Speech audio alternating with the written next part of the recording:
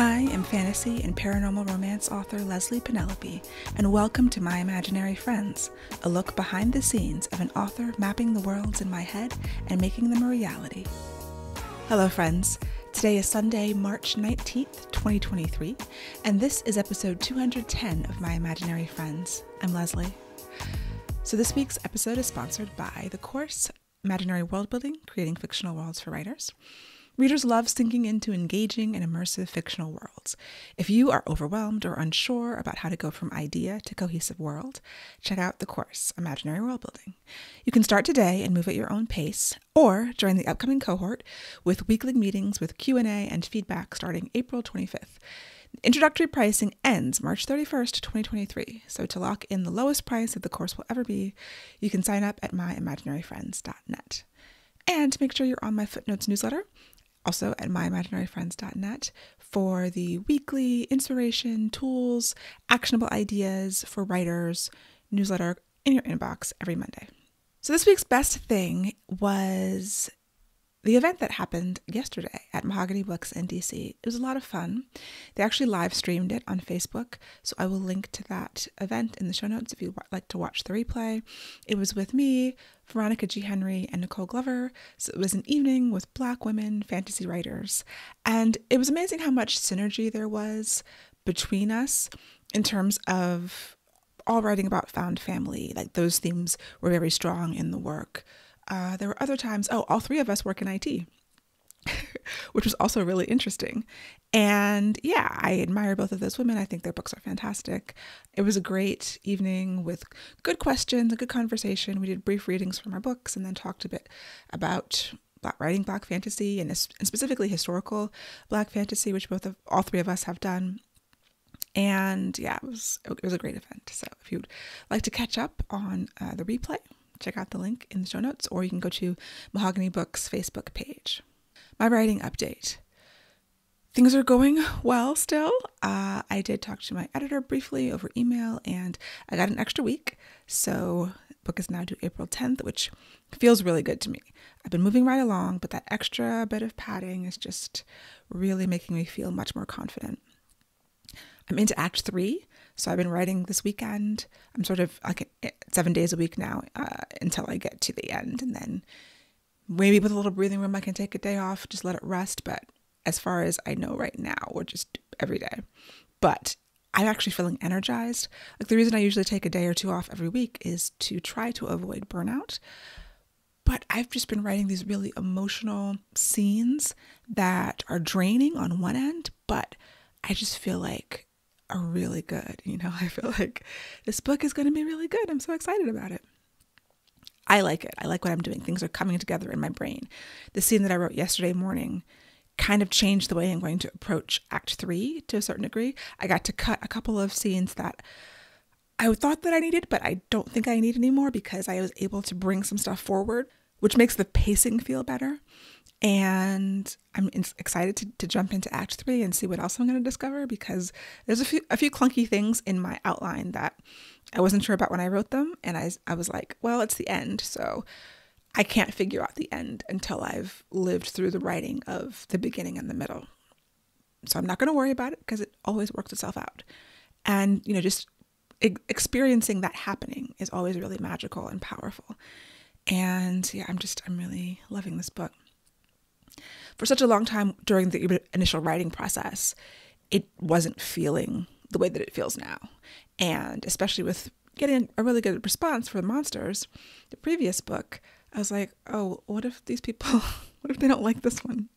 And of course, that's outside of my control. I can just do the best that I can do and control the book and, make the best product I can.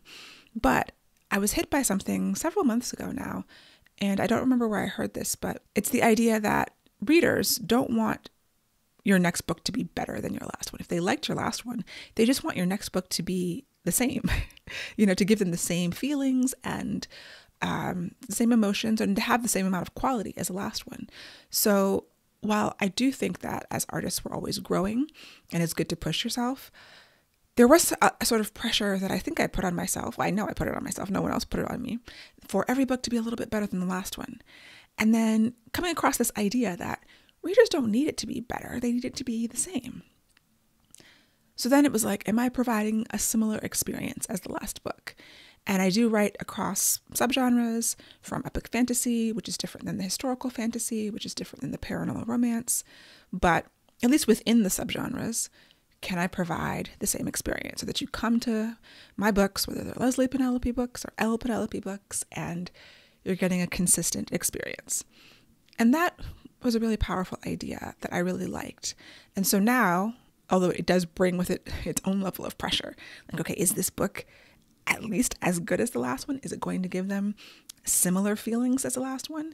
Because it's in the same vein. It's not a sequel. It's not even in the same magical universe. I was trying, but it wasn't working. But it's like a spiritual sibling. It's similar themes. It's a different way to approach the same themes that I was approaching in Monsters. And it's very much about community and thriving in the midst of a very difficult time for Black people. The 1930s are in the Deep South. And so I'm dealing with hard topics, but I'm also trying to not create a book that is full of trauma. I don't want to be writing Black trauma. I want to be writing Black joy. That was my goal with Monsters, and I feel like I pulled that off.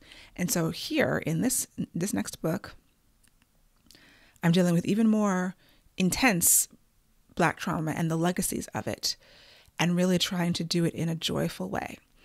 So I mentioned last week about changing the title, and the reason my editor suggested a title change was because of that. We had talked about when I got the edits back, making sure that this book has joy in it and to balance out the more difficult aspects and the themes and the backstories of some of the characters. And so I agreed. I didn't intend for the first draft to be joyless, but it was. And so a lot of this revision has been about I made a lot of changes. I've rewritten 75-80% of it.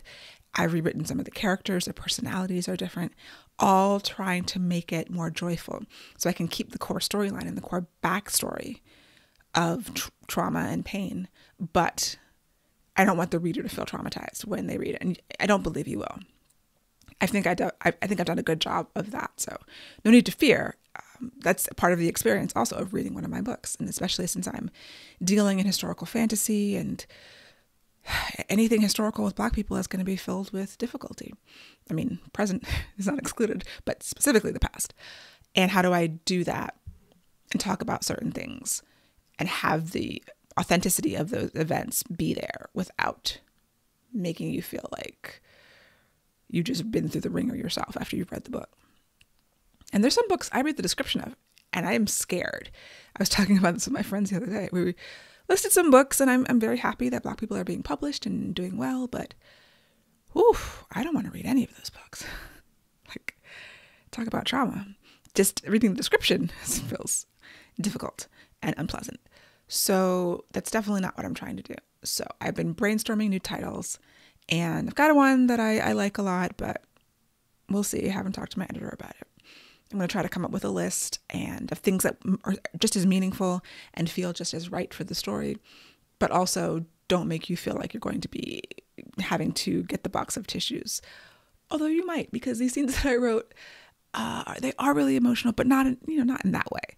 Like in the way that you want to be emotional when you read a book. You want to have feelings. You want to feel for the characters. And yeah, I just had like 3 or 4 emotional scenes in a row. And I'm thinking about, okay, pacing, what am I doing? But we're coming to that point. We're at the climax, the end of Act 2. I guess that's not the climax. Structurally, this book is still a little wonky. Like I feel like I'm entering Act 3, but it's still a little more loose than any of my other structures. But yeah, we're building up to that point where the all is lost moment happens and you're hopefully feeling some things. And then we're going to get through Act 3 and bring you out of the hole. So yeah, I'm still feeling good. I'm feeling so much energy about it. I'm actually really joyful and happy about the book itself. And I have to still bring it home. And Act 3 is very important, but I at least feel good about Acts 1 and 2.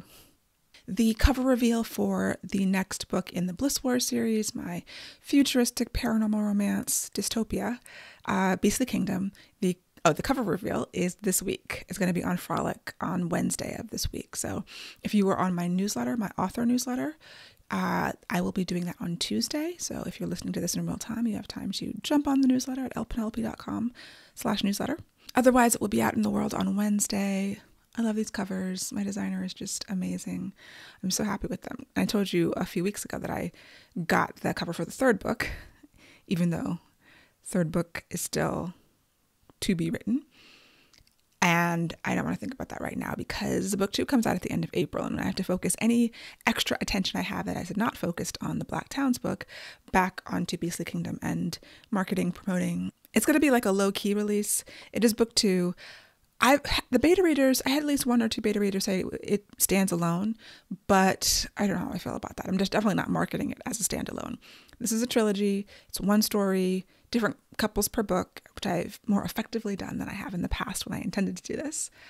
And yes, so Beastly Kingdom's coming out April 28th. I will be at a Polycon, and I need to get like an arc form up. There's all these things I had on my list for this weekend that just didn't get done because of the way the weekend has been working out. We'll see. As I'm recording this, there's still time left, but I don't want to pile a whole bunch of stuff onto my Sunday when I need to actually relax since I've been writing every day. And I do have to still be cognizant of burnout because it's still waiting around the corner. So if you were interested in being an ARC reader for Beastly Kingdom, make sure you're on the author newsletter again. That information is probably going out this week, I believe. Yeah, I guess the same newsletter. If I get myself together either today or on Monday, it'll be there. In other book-related news, I got an email this week which reminded me of a thing that I had forgotten I had done, which is sign up my book, The Cupid Mix-Up, which is actually a long short story, I guess a novelette of like 11,000 words. I had signed it up for Draft Digital's program for AI audiobook narration, which I guess is actually through Apple Books. I don't remember doing this, but when I got the email, I was like, oh, I did do that. So The Cupid Mix-Up is free on all retailers, and it's the lead into this short series of short, light paranormal romances, The Cupid Guild. And apparently, yes, I signed it up to have an AI audiobook narrator because these books, like I said, they're short. I haven't had any plans to make audiobooks of them. And I figured that a free short story was a good way. I mean, the audiobook is not free, but the text of the book is free. Just a good way to test this out. So if you are interested in hearing the AI narration of The Cupid Mix-Up, it is available on Apple Books. There's a link in the show notes to it. I listened to the first minute or so, and I think I heard a typo immediately. Like, I just read the typo, of course, which they were edited, but humans, things get through. So I actually haven't listened to the whole thing, but it didn't sound terrible. I mean, the one thing is the voice doesn't sound black, and I try to have black narrators, these are black characters. So that's one thing I totally didn't think about. It didn't cross my mind. If I ever do make these into real audiobooks, which is not anywhere close to being on the calendar, because they don't sell particularly well. It's just, I had written them, I put them out there. I enjoy these shorts a lot. But yeah, I don't think they'll ever be real audiobooks. So if you are interested in checking it out, please do so and let me know your feedback if you choose to listen.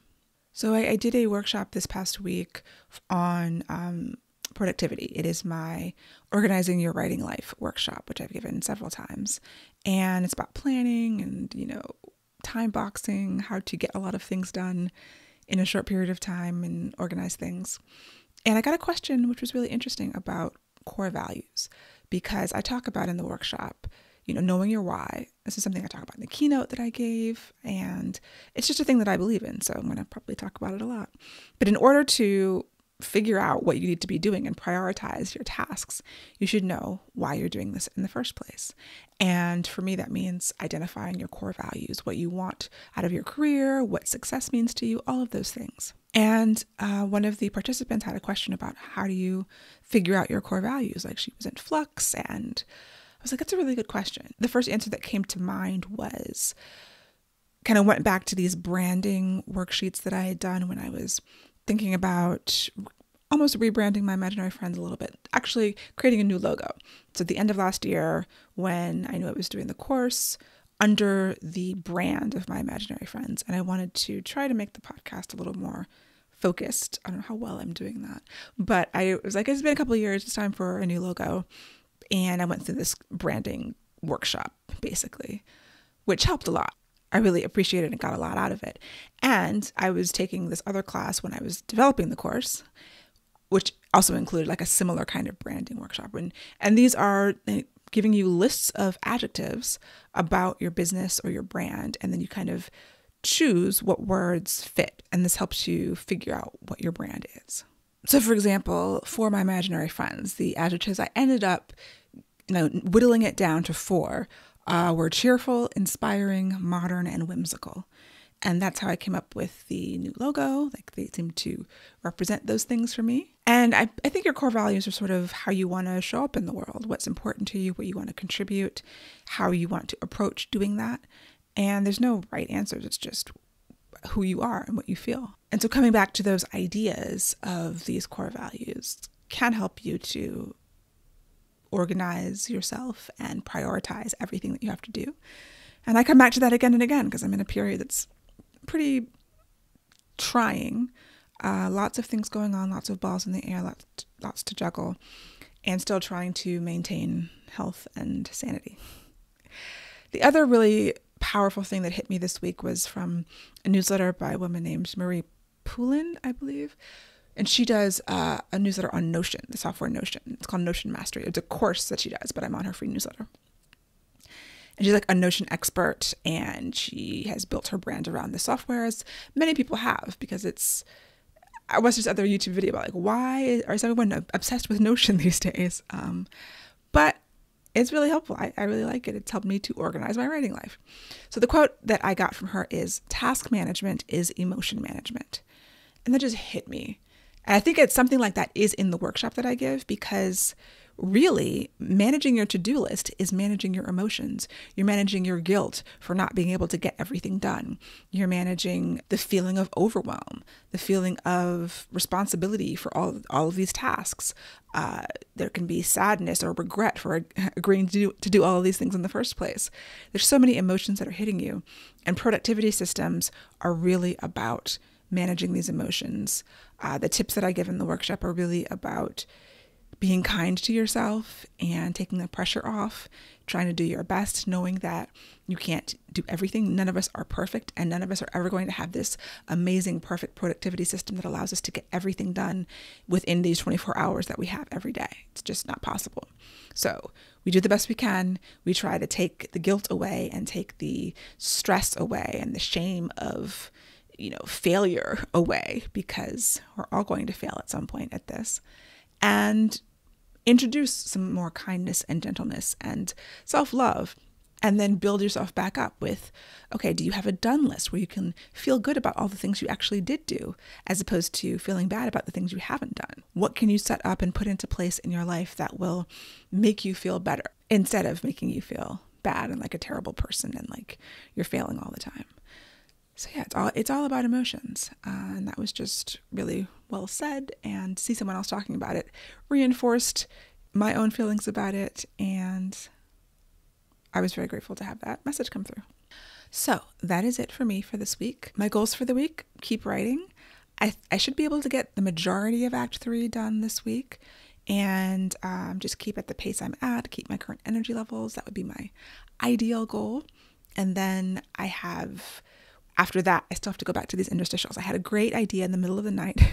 Like, I reached for my phone, and I use Google Keep to record a lot of things, and they have the dictation. So I was just like speaking into the phone to capture this idea that I had for these interstitials that have been causing me problems. They're the last thing I'm going to handle. And then I have to figure out, am I going to name the chapters? I talked about in a podcast months or years ago when I was doing this, naming the chapters in The Monsters We Defy, and how, that's the first book I've ever named chapters. And so I feel like I should name these chapters too, but that's definitely going to be the very last thing I do if I decide to take that on.